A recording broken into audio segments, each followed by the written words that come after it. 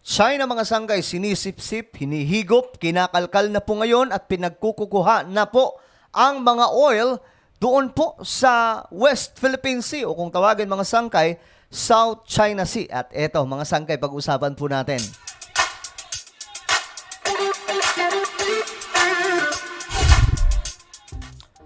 So, eto, napapanahon na pag-usapan mga sangkay dahil nga po umiinit po ang banggaan ng Pilipinas sa China. At itong China ayaw po talaga paawat, gusto po talagang kamkamin ang teritoryo po natin. Ngayon, may malalim na dahilan dyan mga sangkay kung bakit ginagawa po yan ng China. Nakaraan, pinag-usapan po natin ang patungkol dyan. Pero ngayon mga sangkay, titignan pa po natin ang mas malawak na mga pwede natin makita tungkol sa ginagawa ng China sa teritoryo ng, o kung tawagin, ito po ay South China Sea or West Philippine Sea. Bago tayo magsimula, pakisubscribe po muna, okay? Yung mga nanonood po dito sa YouTube, isubscribe nyo po yung ating YouTube channel dahil nga po 1.18 million subscribers na po tayo dito. So, sa ibaba, mayroon po dyan subscribe button. Pindutin nyo lamang po yan. Tapos, i-click nyo yung bell at i-click nyo po yung all. Sa mga nanonood naman po sa Facebook, i-like at i-follow nyo po ang ating Facebook page. Okay? So, ito na nga mga sanggay. Nako, itong China talaga. Ayan o, nakaraan, ito yung inilabas natin. Ito po yung, sabi po dito, China announces discovery of 100 million ton oil field in South China Sea. Yan po yung inilabas nating impormasyon. Subalit, bago yan mga sangkay, bago ang discovery na yan, may ginawa na po sila nung una pa. China finds its first deep gas field in South China Sea. So noon pa pala mga sangkay, itong mga exploration or itong mga ginagawa ng China dyan sa West Philippine Sea ay para pala iukupa mga sangkay para maangkin nila ang kabuuhan ng mga oil. Ito po ay mga natural treasure natin or natural yaman ng karagatan na ito mga sangkay. So hindi po talaga papayag ang China na kahit itong teritoryo na nasa sakop po ng Pilipinas, tinatawag po na economic or exclusive economic zone, gusto po nilang angkinin. Hindi po sila papayag na tayo ang mag-ukupa. Bakit? Kasi ang pakay pala nila dyan, mga sangkay, makuha po yung oil. Ayan po yung kanilang ginagawa. Iisipin nyo na lamang ito, mga sangkay. Nasa 100 million ton oil field daw po ito. Ayan o.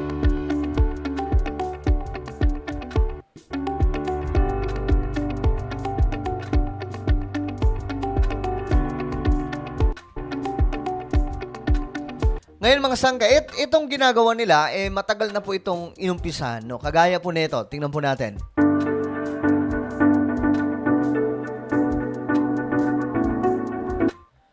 China National Offshore Oil Corporation said on October 19 that it has discovered the country's first deep gas field in western South China Sea with ilan ba yun? With a reserve over 50 billion. Grabe to. Cubic meters. Ganyan po kalala ang oil dyan sa na yan. Karagatan na yan. Dyan po sa South China Sea or West Philippine Sea.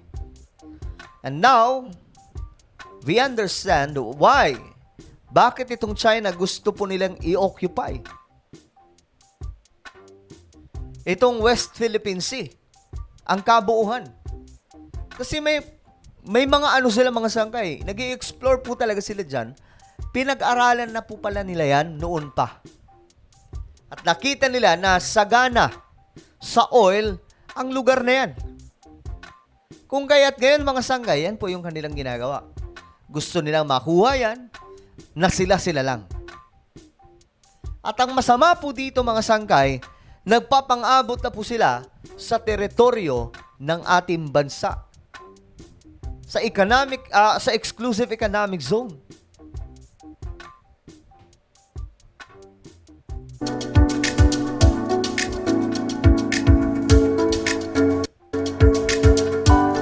kagamitan nila, oh. Grabe.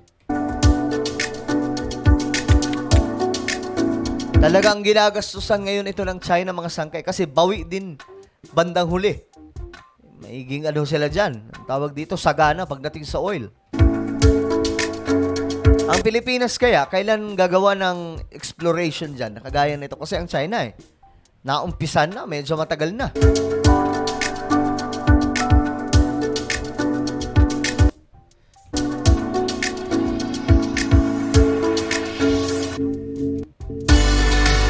Grabe yung gamit nila.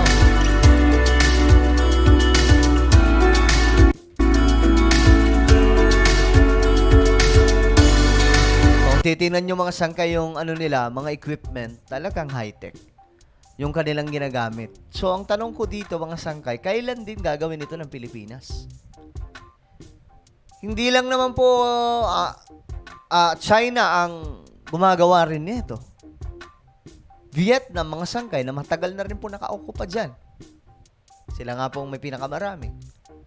So, anong ginagawa pa ng ating bansa? Bakit wala pong ganitong klaseng project na ma-explore naman yan at matingnan, mga sangkay, kung ano ba?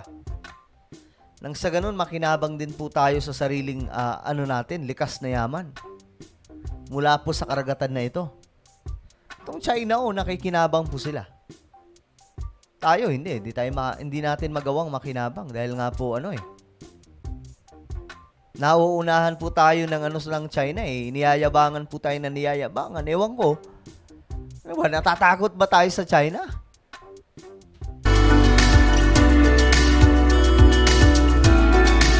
Grabe, its well has been tested to produce an average of 587,000 cubic meters of natural gas per day. Ganyan po kalala itong West Philippine Sea.